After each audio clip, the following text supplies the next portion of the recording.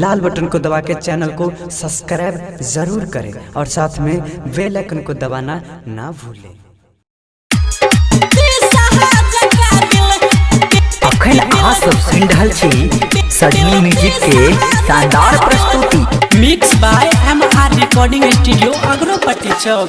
सीतामढ़ी में सिनेमा देखलियो, ऊपरी मॉल में शॉपिंग करलियो, किन दिलियो से न दिलही।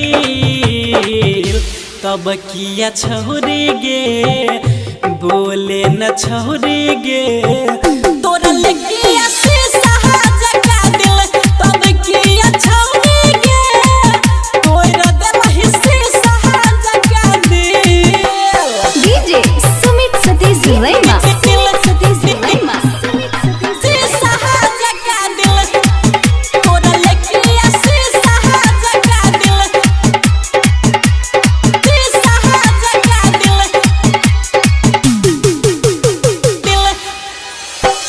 लहंगा मांगलियो दरभंगा से, मधुबनी से कान के बाली गया, पायल किन दिलियो बसैठा में, अगरोपट्टी में होट के लाली गया। शहर घाट में चाउमीन खियलियो, बस की बिहारी बाजार घूमलियो, गेले खोरिया लाला पटही। तब किया छोरी गे बोले न छोरी गे तोरा लेके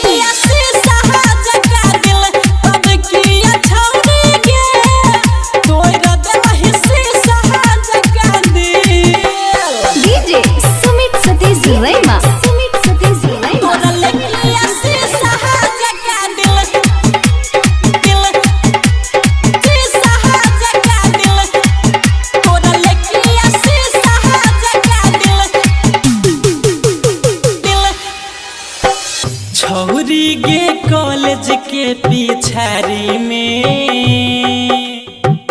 कर छलही हमारा से भेट गया। तब किया डीजे सुधीर सा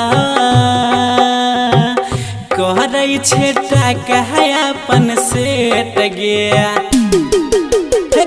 राजू मनी सचुमा दहिते देखल को घरे हुआ के हमारा से कहल को पहले रामदेव के जियल मुसकिल।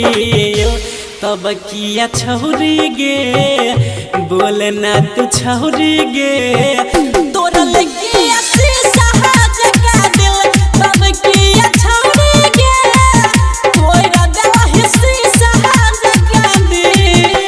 Mix by MR recording studio Agropatti Chowk.